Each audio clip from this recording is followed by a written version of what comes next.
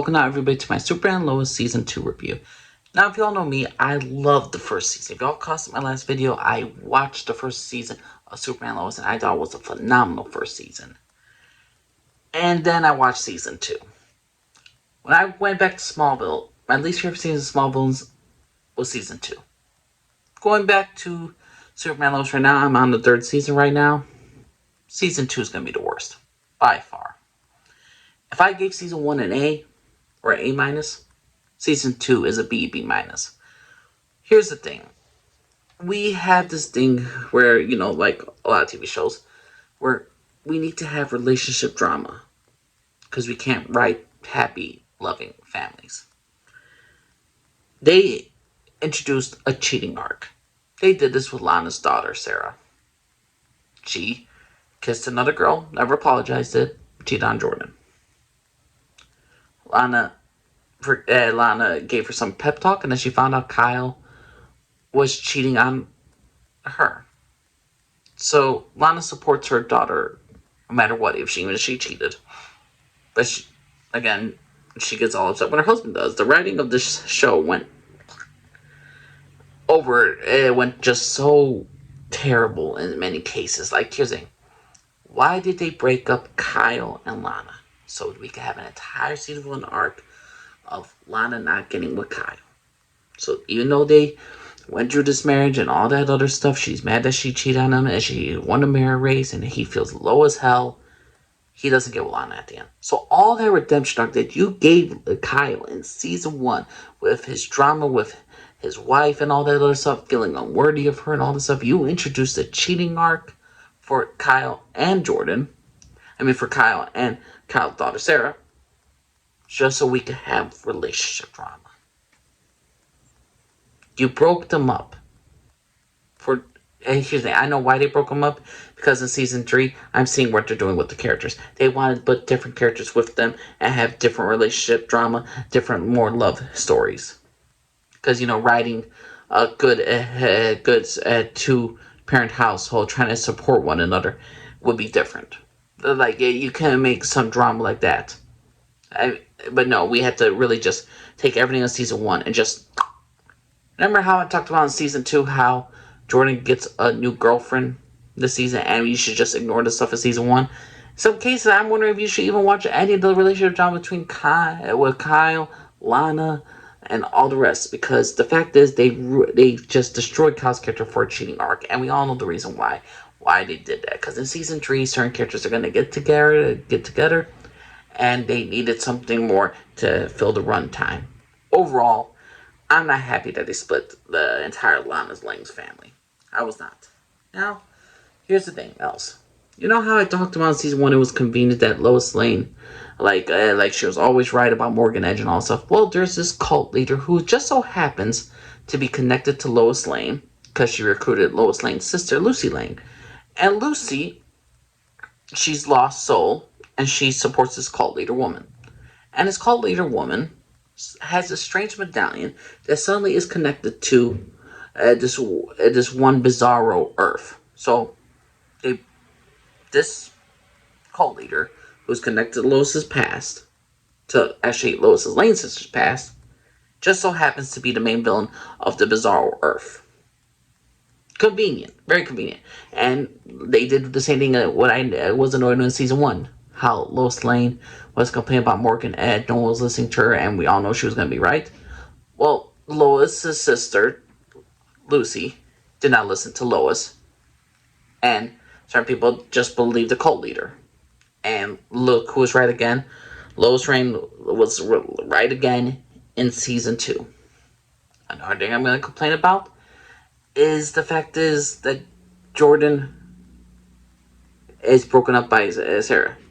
He didn't break up with her. She broke up with him because he didn't know about, he didn't tell her about his secret and all the other stuff, and she felt like he was holding back, not being 100% in his relationship, knowing that this, in a couple of months ago, she cheated on him, kissed another girl, and she wanted him to also hang with that other girl at the same time to get to know him. Because, we're friends. It didn't mean nothing and all that stuff. It was just a spur of the moment and all that other stuff.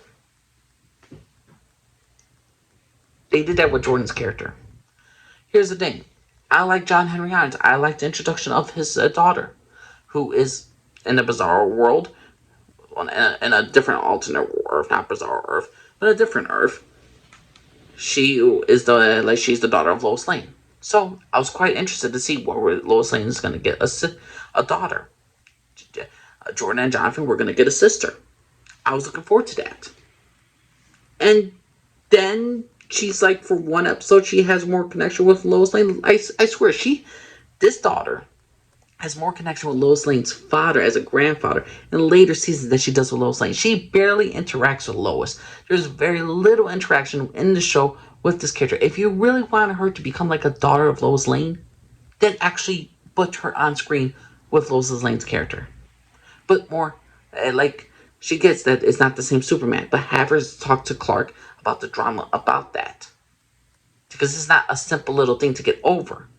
But she immediately glasses off, like, yeah, eventually she has like a little moment, like, can't really trust him and all this stuff, but then it shouldn't be an immediately response. This shouldn't be like a CW, like, hey, we have an issue at the beginning of the episode, and we're going to fix it at the end of the episode. We don't need that. We don't need that type of writing. But I was just so tremendously disappointed with a lot of stuff in season 2. And here's another thing. There's a Bizarro Earth and all the other stuff where you get a different alternate version of Lana Lang, a different alternate version of Tao Ro, a different alternate version of Jonathan. Well, at the end of the day, they're never recognized again. This alternate Lana, apparently she's in the DOD. We don't know where she is. Like the evil Jonathan. Well, let's just say he's not developed as a character because this character just disappears. Again, the villains in season 2 in this slightly disappear and they're just in prison, and we don't see them again later on in season. I looked it up. They don't appear nowhere in season 3 or season 4. Tao, a character they actually developed in this season, Superman's Kryptonian brother, half brother. They did fix a little thing as to why Tao's mother wasn't involved in his life. We get an explanation as to that.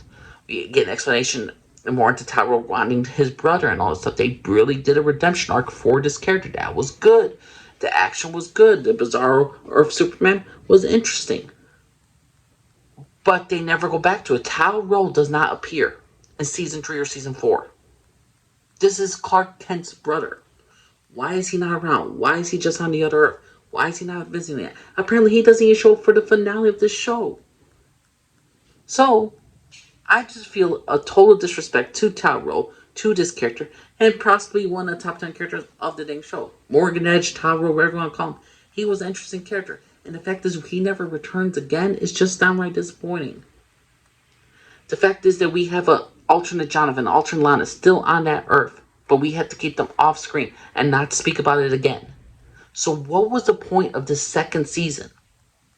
In all reality, if certain situations that we don't get, if we didn't know that Jonathan got a girl named Candace, or like Jordan broke up with like the whole Kyle cheating on Lana thing, because a lot of this season, I'm sorry, is just straight down forgettable. If you're not going back to the previous season and establishing what's there, and you're just trashing upon the previous season, then you're not really a successful season. You don't add nothing forward to the future other than relationship drama, and you're not adding nothing new to the entire story of Superman and Lois. So to me, Superman and Lois season 2 just fails in a lot of aspects because you're repeating the same mistakes in season 1 that you're undoing what every single thing season 1 did good at, and then you're getting a villain that never will appear again, and you fix a certain character from season 1, and you make him have a redemption arc, and you really grow him out as a character, and he's not going to appear in season 3 or season 4. That is atrocious bad writing to me. So in season 2 of Superman and Lois, while there is a good arc, while there is some good action, while there is some good story, while there is some special great moments, this is by far the weakest season compared to season 1 of Superman and Lois. Season 1, this is not even the same ballpark. Season 1 was like an AA minus. Season 2 is like a B minus. I can't give this a show like, oh yes, so great, season 2. No, I cannot. This was like yeah, I'll go back to it, I'll enjoy it, but this is not an automatic season like, man, that was the best season, yeah. That was right up there with season 1. No, this was a straight downgrade. It's not even like a little downgrade. So I went to a whole damn letter grade to a B minus. Like, I kind of want to give it a C plus. I did not some cases I did not enjoy the season. There are some. It's like a bittersweet pill. It's a bittersweet candy bar. So it tastes good when you first try it, then it goes sour and sour, and then you still get the little flavor, but then it's not worth it at the end. And I'm halfway through season 3, and the first 8 episodes of season 3 just whoops all 15 episodes or 13 episodes of season 2. What was your personal opinion, everyone, of Superman Lois season 2? You think it was a great first season? I mean, a great second season? You think it was a terrible follow-up as a season? What was your personal opinion? Angel, Lisa, for everybody. Bye-bye.